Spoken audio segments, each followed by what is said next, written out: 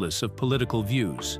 She explained that through patience, self-discipline, and an unshakable commitment to duty, the Queen became much more than a monarch. She became a symbol of presence for millions of people across Britain and the Commonwealth. Mirren also acknowledged that not everyone shared the same opinion about the monarchy, yet she believed Elizabeth herself deserved admiration, regardless of continuity across generations. For Mirren, studying Elizabeth's life revealed that true leadership was not measured by personal popularity or public applause, but by the willingness.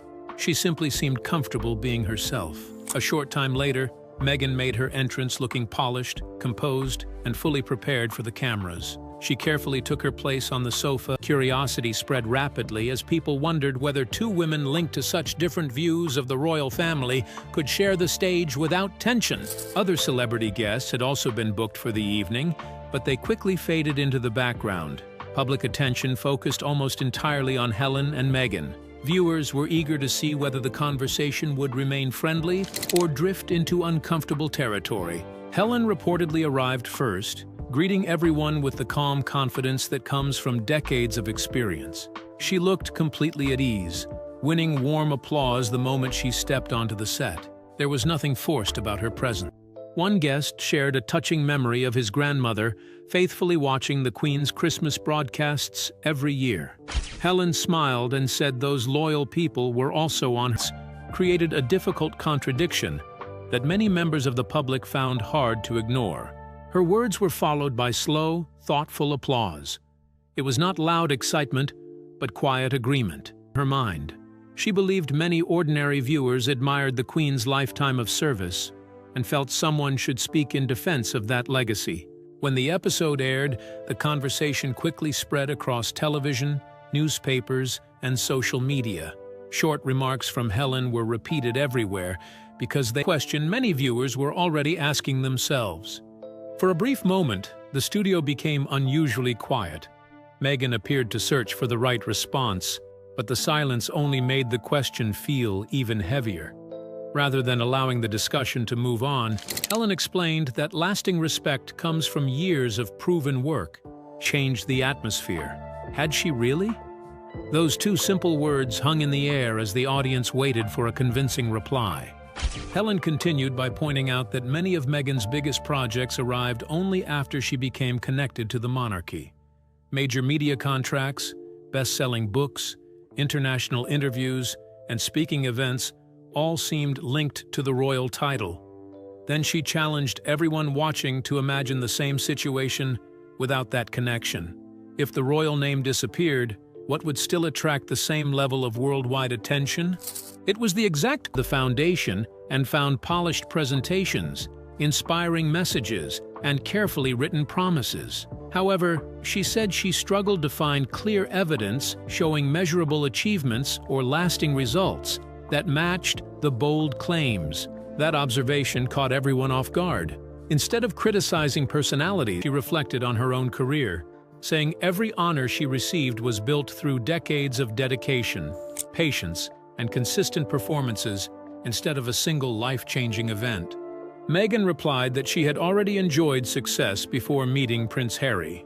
Helen acknowledged that she had indeed worked as an actress, but argued there was a clear difference between being recognized within an industry and becoming one of the world's most talked-about public figures. In Helen's view, honesty about that timeline mattered. The discussion then moved to Archewell, the organization Meghan often highlights as proof of her independent work. Helen explained that she had looked into became closely associated with Queen Elizabeth II on screen. Mirren had already earned a reputation as one of the finest actresses of her generation. Every award, every standing ovation, and every career milestone came through decades of hard work rather than overnight fame. That commitment became even more obvious when she accepted the challenge of portraying Queen Elizabeth in the acclaimed film The Queen. Instead of simply copying the late monarch's voice and mannerisms, Helen immersed herself in the Queen's life, studying her speeches, public appearances, and the enormous responsibility that came with wearing the crown.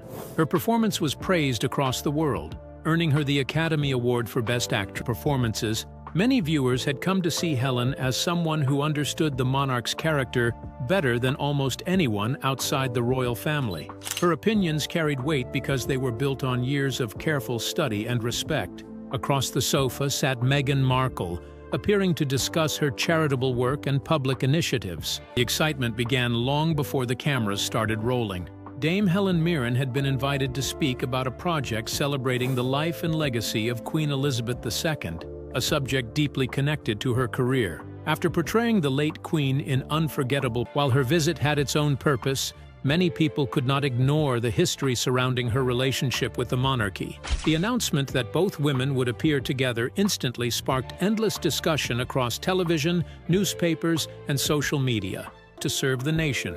According to Mirren, very few people could fully understand what it meant to wake up every single day knowing that personal freedom had been permanently replaced by lifelong obligation.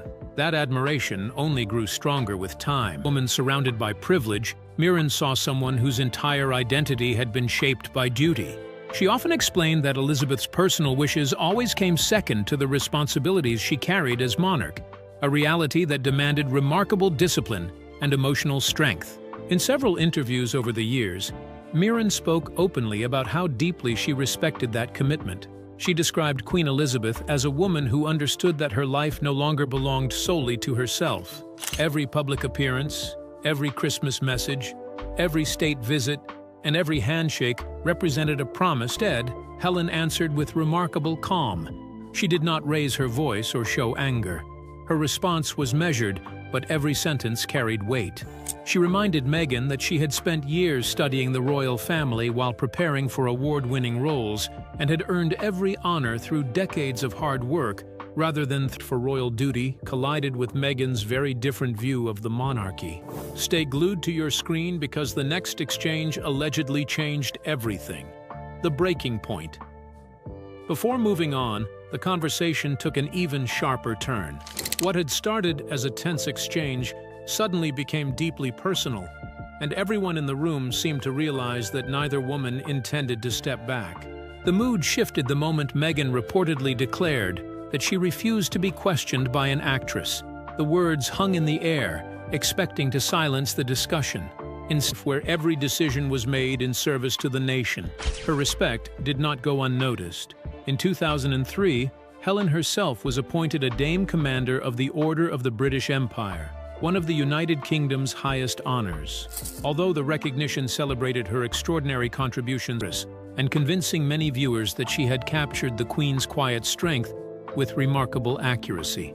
Years later, Helen often spoke about how playing Queen Elizabeth changed her own perspective.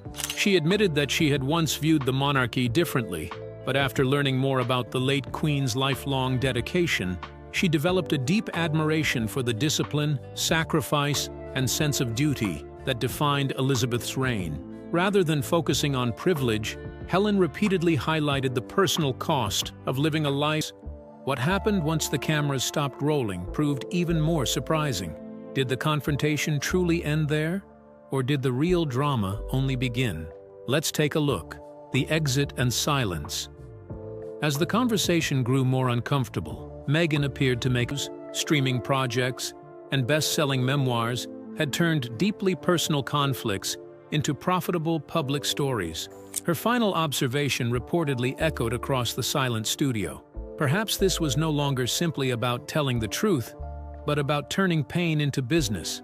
If those words shook the audience, Diana, Camilla, and Catherine. In her view, what made Meghan's story different was not the criticism itself, but what followed. She suggested that interview comfortable truths, or did she go too far? Share your thoughts in the comments below. Don't forget to like and subscribe. Us to place responsibility above personal comfort, year after year, for an entire lifetime. So, what do you think about Helen Mirren's approach to Meghan Markle? Was she speaking uncomfortable to drama?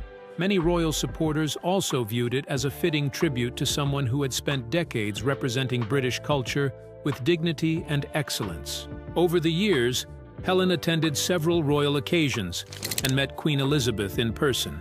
Those encounters only strengthened the admiration she had already developed through years of research. She frequently described the late Queen as a woman of remarkable resilience, someone who carried unimaginable responsibility, while rarely allowing personal feelings to overshadow public duty. That sincere appreciation earned Helen respect from many people who admired the monarchy, even among those who did not always agree with every royal decision. Because of that history, many believed Helen's opinions about the royal family carried a unique weight.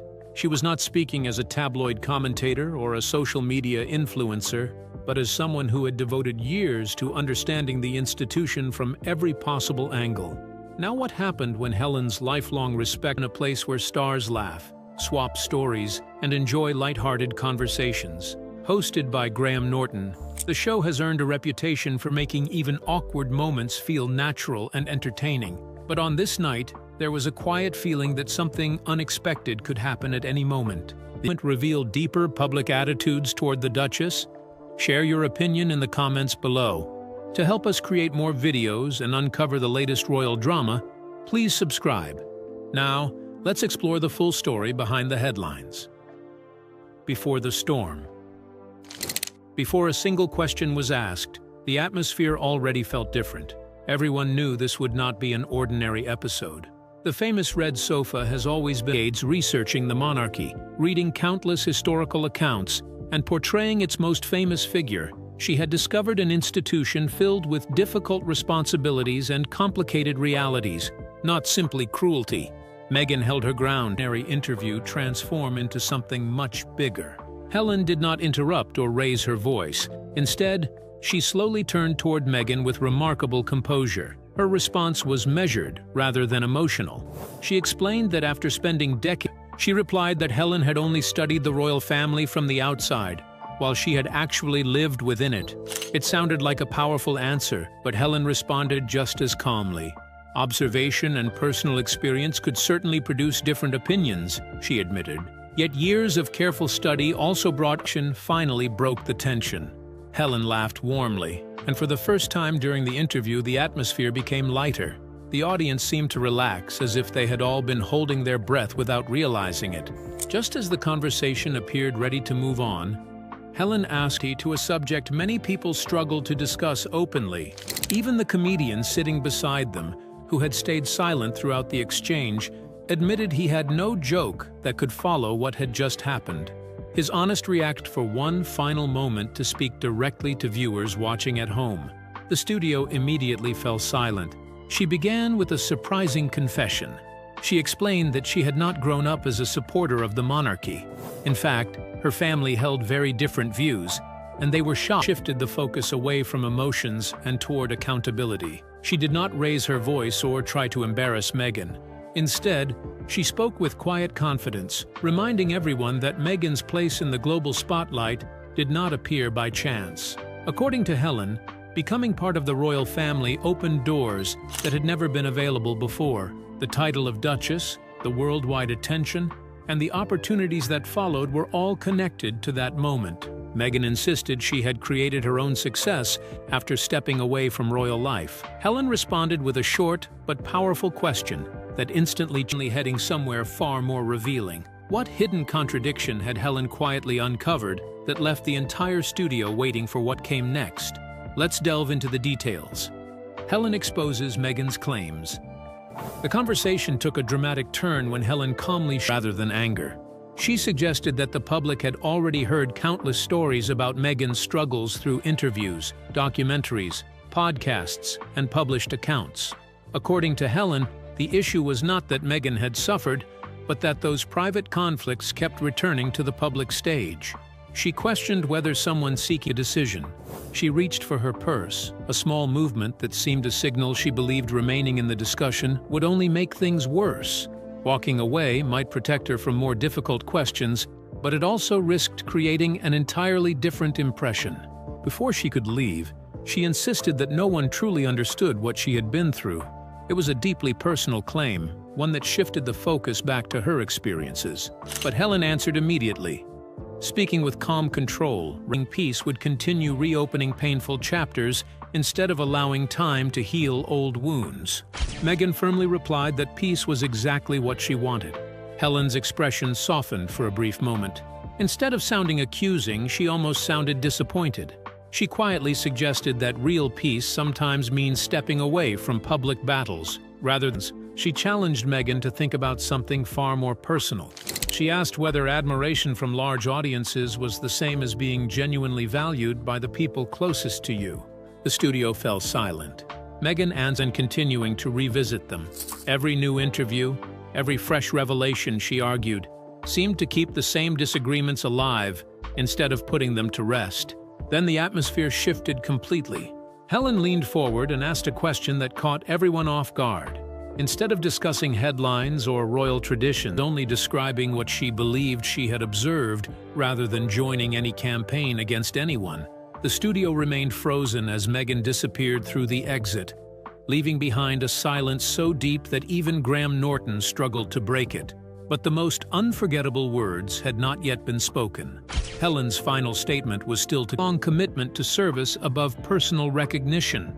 In contrast, Helen suggested she believed today's public culture often rewarded visibility over sacrifice.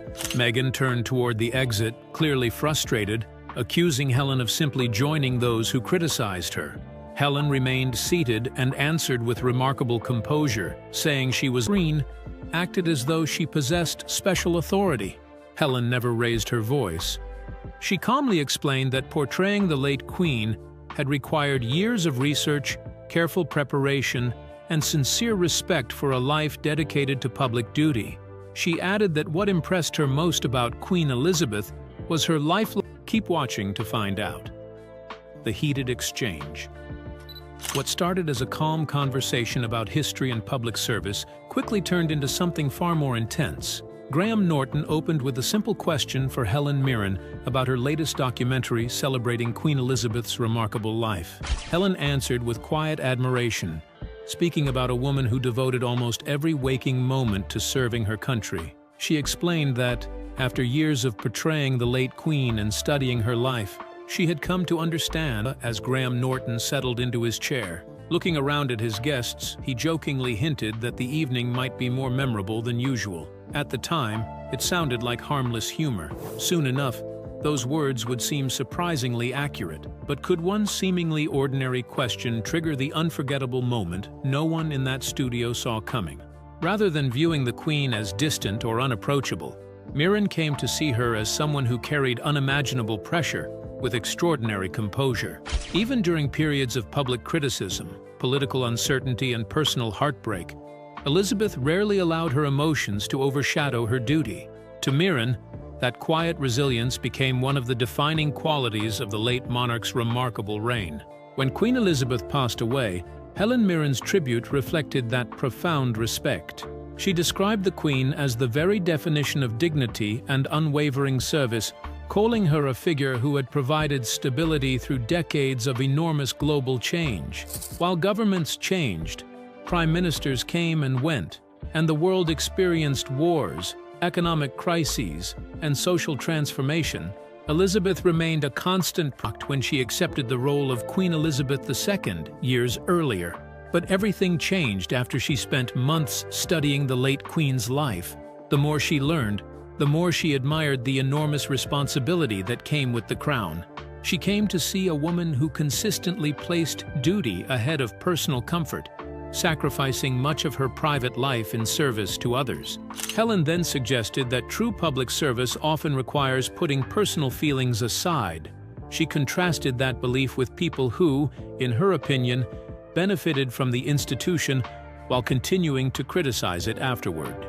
Without naming every detail, she argued that receiving extraordinary opportunities, while focusing mainly on complaints, Graham attempted to lighten the mood by reminding everyone that both women represented different perspectives. The effort barely landed. Neither guest smiled. The silence only grew heavier. Then Helen asked a question that immediately captured everyone's attention. If the institution Meghan described had been so restrictive, how did she explain continuing to benefit from the royal title and worldwide recognition that came with it? Meghan answered that her position had come through her marriage. For a brief moment, the audience seemed to freeze. Helen appeared to recognize something important hidden inside that reply, and the discussion was sudden understanding that should not be dismissed so easily. There was no shouting, No dramatic gestures, just carefully chosen words delivered with complete confidence. Helen wasn't trying to overpower Meghan. She was quietly challenging the foundation of her argument, one point at a time. Sensing the growing tension, watched countless public appearances, and examined how the Queen responded during some of Britain's most difficult moments. The more she learned, the more impressed she became. Rather than seeing months of research, preparation, and reflection gave her a perspective that stayed with her long after filming ended. To prepare for her award-winning performance in The Queen, Mirren immersed herself in Elizabeth's world. She carefully studied speeches. She viewed the late monarch and the extraordinary life she lived. Before stepping into the Queen's shoes, Mirren admitted she had not fully appreciated the enormous weight of the crown. Like many people, she understood the public image of the monarchy, but had never truly considered the personal sacrifices hidden behind the palace walls. However, he referred to Prince Harry's cousin's recent wedding, an event where reports claimed Meghan had not been invited. Meghan dismissed those reports as another invention from the tabloids, insisting they could not be trusted. But Helen challenged that explanation, suggesting that several reports pointed to the decision coming from family members themselves, rather than from newsproof marriage into a famous family. For a few seconds, the audience seemed frozen. The applause that followed felt almost secondary to the stunned silence that came first. People were no longer watching another celebrity interview. They were witnessing what felt like an unusually direct clash between two women with completely different views of royalty, fame, and responsibility. Then Helen reportedly introduced another sensitive subject. As soon as it was spoken, Meghan Markle offered a very different view. She calmly suggested that not everyone experienced life inside the royal family as an honor. For some, she implied, it felt more like being trapped. The atmosphere inside the studio shifted almost instantly. Conversations stopped. Faces became serious. Even the audience seemed to sense they were watching an ordinary that duty was not something Elizabeth carried unwillingly. It became who she was. Every decision, every personal wish, and every private feeling came second to the responsibility she had accepted. To Helen, that level of commitment was almost impossible for most people to fully understand. One word in particular seemed to change everything: sacrifice. Would quickly change to match her wishes? Meghan answered that she had only wanted fairness and kindness. Helen responded by listing the opportunities Meghan had received after joining the family, including a globally celebrated wedding, royal status, security,